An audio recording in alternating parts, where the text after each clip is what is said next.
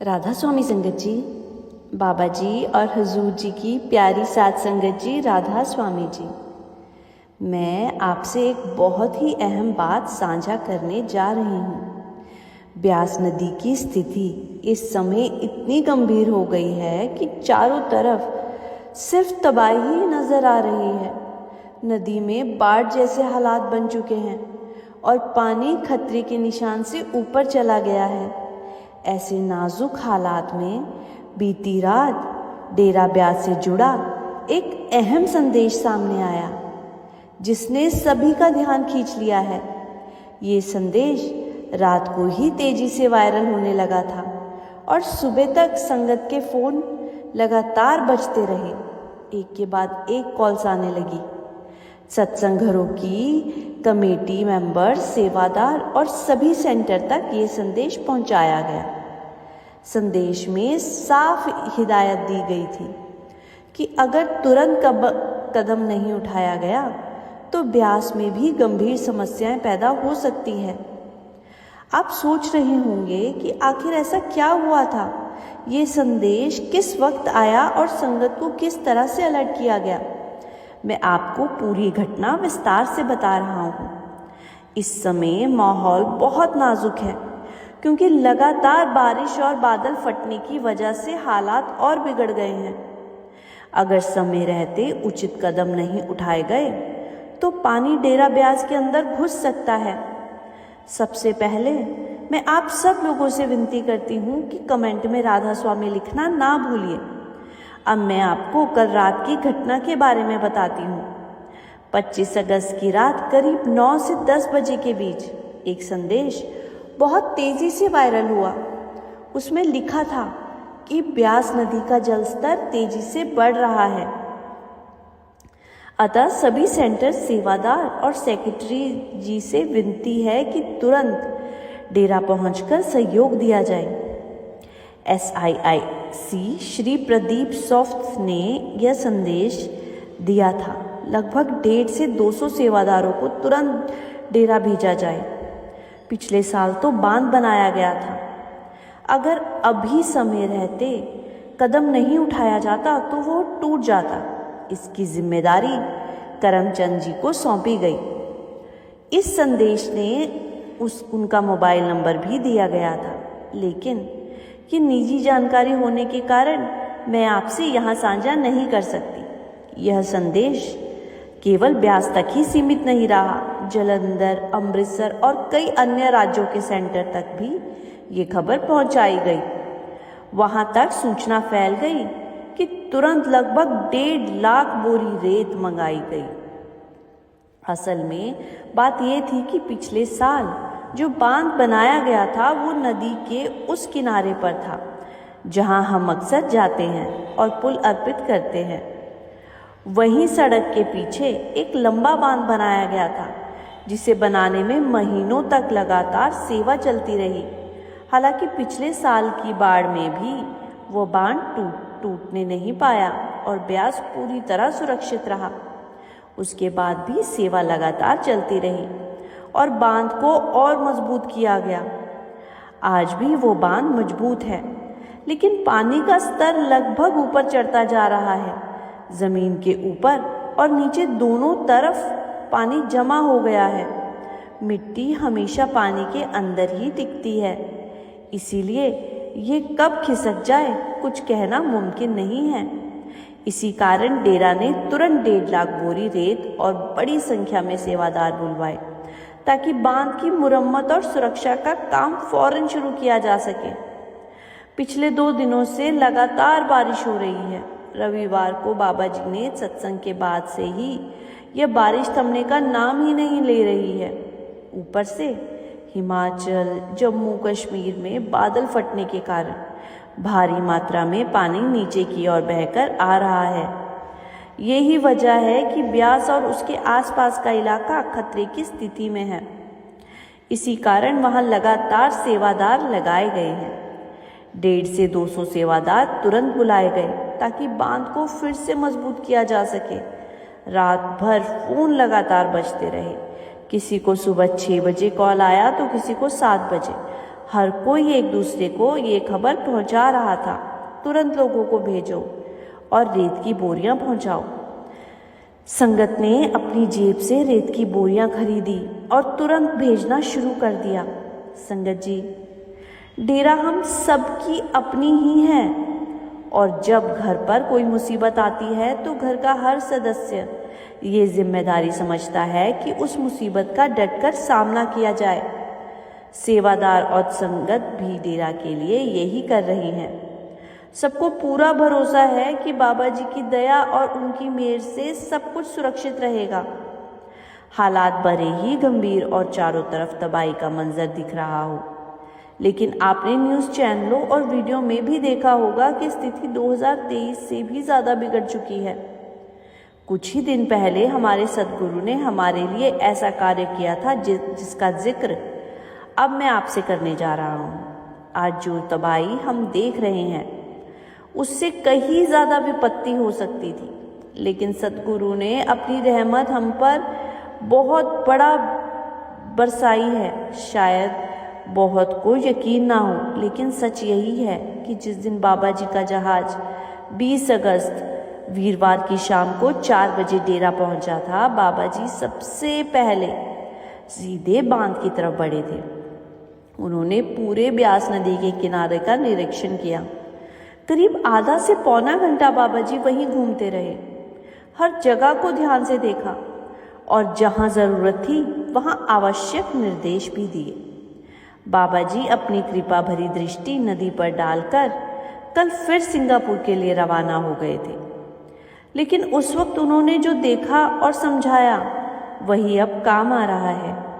संत सिर्फ समझाते ही नहीं बल्कि तबाही को भी टाल देते हैं, उसका कुछ हिस्सा अपनी तरफ खींच लेते हैं ताकि बाकी लोगों पर कम से कम बोझ पड़े।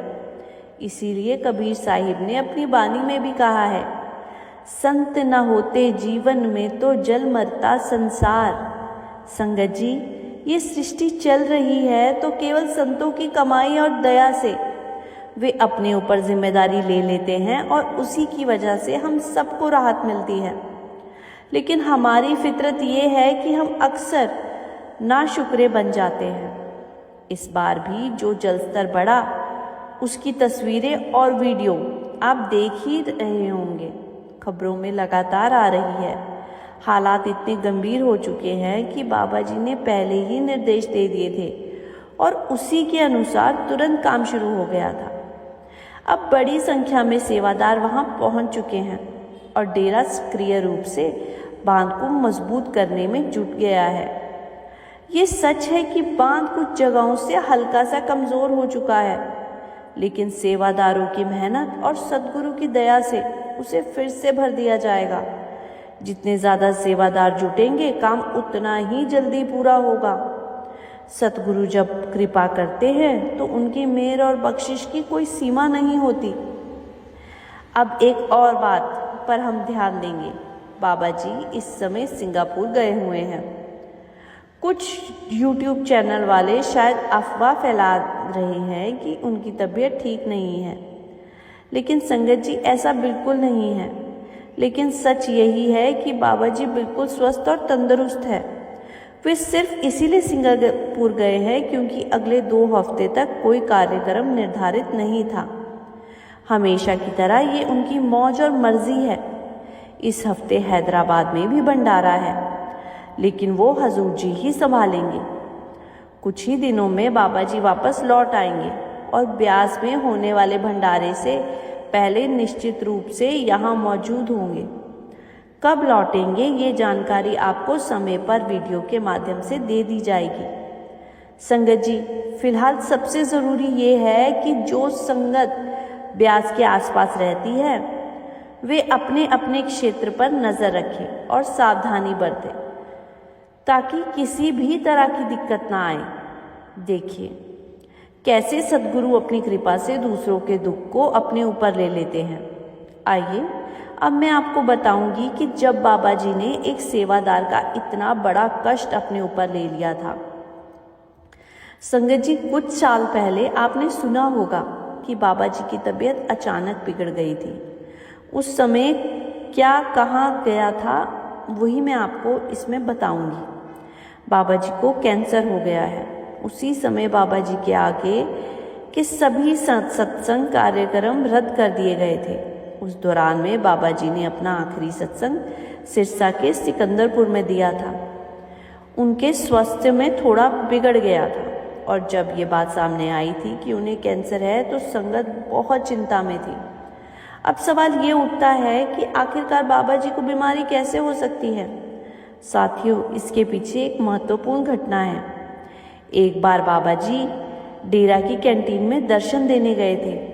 उसी कैंटीन में एक सेवादार भाई बैठा था। उस भाई को कैंसर था और वो इस रोग से बहुत दुखी था। जैसे ही उसने बाबा जी का नूरानी चेहरा देखा, उसके भीतर से अरदास फूट पड़ी, हे मेरे सतगुरु, मैं इस बीमारी से बहुत परेशान हो चुका हूँ, कृपा करके मुझे मुक्ति दे दीजिए।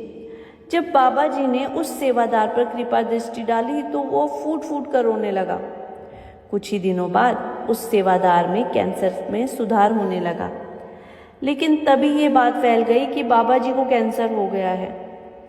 तब उस सेवादार को भीतर से एहसास हुआ कि जिस दिन बाबा जी ने उसे देखा था, उसी क्षण उसकी बीमारी अपने ऊपर ले ली। ये जानकर वो सेवादार फूट फूट कर रो रहा था और कहा, हे मेरे सच्चे पातशाह, मैंने तो केवल दुख में ये कहा था कि मेरी बीमारी दूर कर दो। मैंने कभी ये नहीं चाहा कि आप मेरी बीमारी खुद अपने ऊपर ले लें। आप कितने दयालु हैं कि मेरी पुकार सुनकर मुझे रोग मुक्त कर दिया और पूरा बोझ अपने ऊपर उठा लिया। संगत जी, संत महात्माओं के बारे में यूं ही नहीं कहा जाता कि वे असीम दयालु होते हैं। चाहे हम कितनी भी गलतियां कर दें, कितना भी नीचे क्यों ना गिर जाएं, सद्गुरु हमारे पर अपनी कृपा दृष्टि करना नहीं भूलते। उनका हर कदम, हर नज़र हमारे लिए रहमत ही बनती है।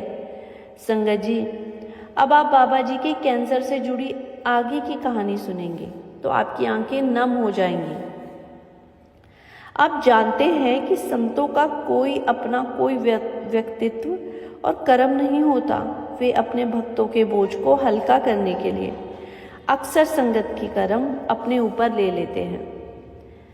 बाबा जी से जुड़ी ये घटना का जिक्र जो मैं कर रहा हूँ, जब उसके कैंसर की खबर किसी को चौंका दिया और डॉक्टर भी हैरान रह गए। सबसे पहले बाबा जी को कैंसर होने की पुष्टि हुई थी, लेकिन इस बीमारी के सामने आने से पहले उन्हें गले में कुछ तकलीफ होने लगी। शुरुआत में बाबा जी ने डॉक्टर को दिखाया और डॉक्टर ने अपनी समझ के अनुसार दवा दे दी, पर जैसे जैसे समय बीतता गया तकलीफ बढ़ती गई। उन दिनों बाबा जी को अक्सर तेज बुखार रहा करता था, 103-104 डिग्री। स्थिति बिगड़ती देखकर बाबा जी को नोएडा के एक बड़े डॉक्टर के पास ले जाया गया। वहाँ सभी तरह के टेस्ट भी कराए गए, लेकिन हर रिपोर्ट सामान्य थी। डॉक्टर समझ ही नहीं पा रहे थे आखिर समस्या क्या है। गले की तकलीफ लगातार बढ़ रही थी, लेकिन कारण पकड़ में नहीं आया।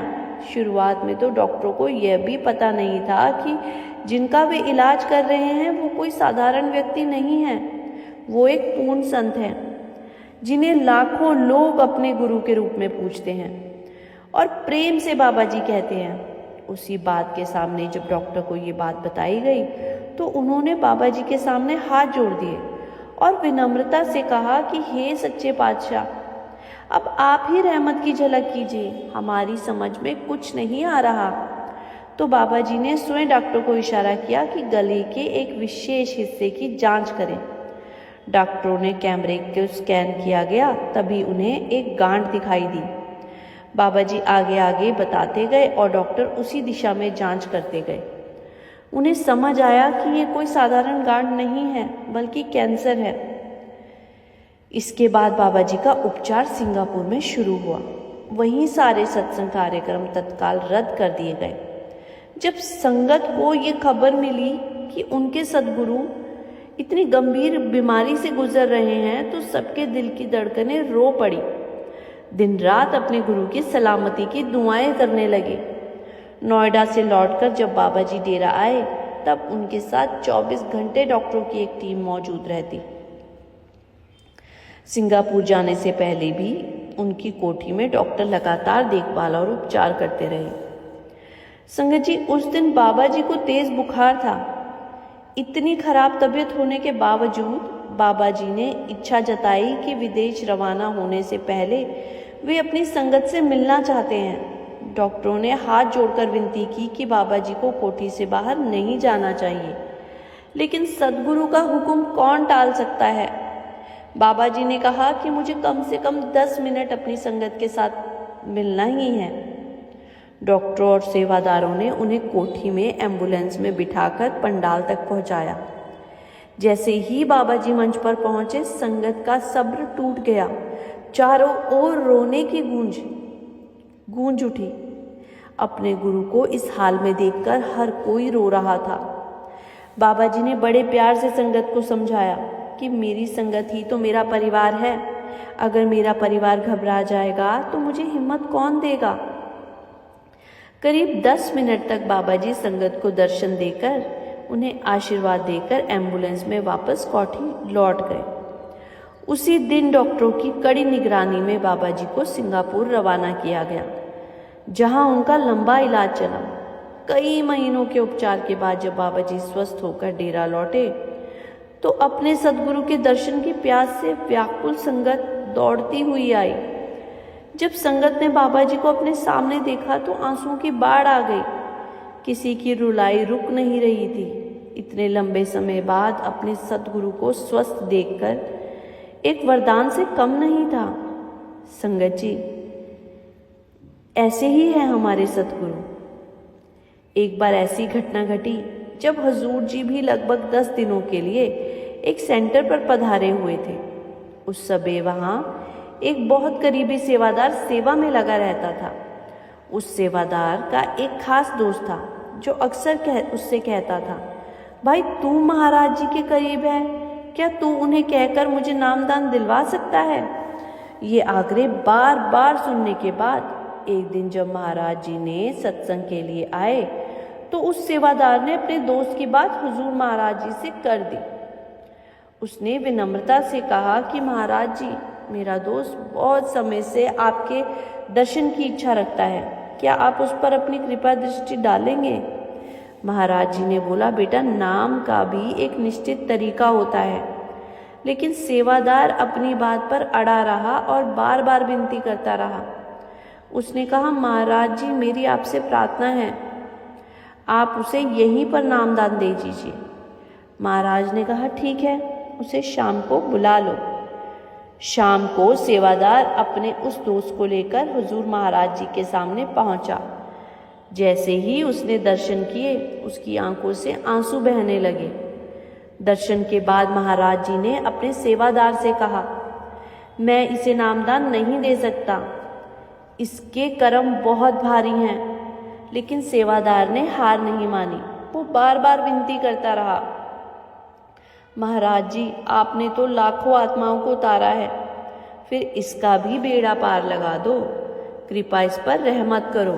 सेवादार की जिद और सच्चे भाव से महाराज जी ने उसे नामदान दे दिया। लेकिन संगत जी, उस बोझ को अपने ऊपर लेने की वजह से महाराज जी 7-8 दिनों तक तेज बुखार में तड़पते रहे। नामदान देने के अगले दिन से ही वो सेंटर पे वापस लौट आए। संगत जी, हुजूर महाराज जी पूरे 10 दिन के लिए उस सेंटर में पधारे हुए थे। लेकिन जब वो वहाँ से डेरे लौटे तो अचानक तेज बुखार था। हालत इतनी गंभीर थी कि करीब 101 दिन तक अपने कमरे से बाहर नहीं आए। ये सब यूं ही नहीं हुआ। दरअसल उस सेवादार के दोस्त के भारी कर्मों को महाराज जी ने अपने ऊपर ले लिया। उसी वजह से उन्हें गंभीर तकलीफें होने लगी। संगत जी, यही तो पहचान है ना पूर्ण संतों की। उनके अपने कोई व्यक्तिगत कर्म नहीं होते, बल्कि वो अपने प्रेमी जनों के बोझ अपने ऊपर लेकर उन्हें हल्का कर देते हैं। अब प्रश्न उठता है कि हम इसके बदले क्या कर सकते हैं। गुरु हमसे कोई असंभव काम नहीं मांगते। वे तो बस यही चाहते हैं कि हम उनके हुक्म में चलें। अगर हम भजन और सिमरन में मन लगाएं और गुरु के बताए मार्ग पर टिक रहें तो हमारे लिए ये संसार जैसी जेल से बाहर निकलना बेहद आसान हो जाएगा। लेकिन अगर हम आलस करें और सिमरन ना करें तो फिर कई कठिनाइयां भुगतनी पड़ती है। संगत जी, करोड़ों जीव इस संसार में आते जाते रहते हैं, लेकिन बिना पूर्ण संत की शरण में जाए उनका चक्कर कभी खत्म नहीं होता। हम गिने चुने वही खुशनसीब लोग हैं जिन्हें किसी पूर्ण गुरु की शरण मिली है। इसलिए इस जीवन को व्यर्थ नहीं गंवाना चाहिए, बल्कि पूरी तरह से इसका लाभ उठाना चाहिए। संगत जी, एक बार फिर से आपसे विनती है कि कमेंट बॉक्स में राधा स्वामी लिखना ना भूलिएगा। राधा स्वामी जी।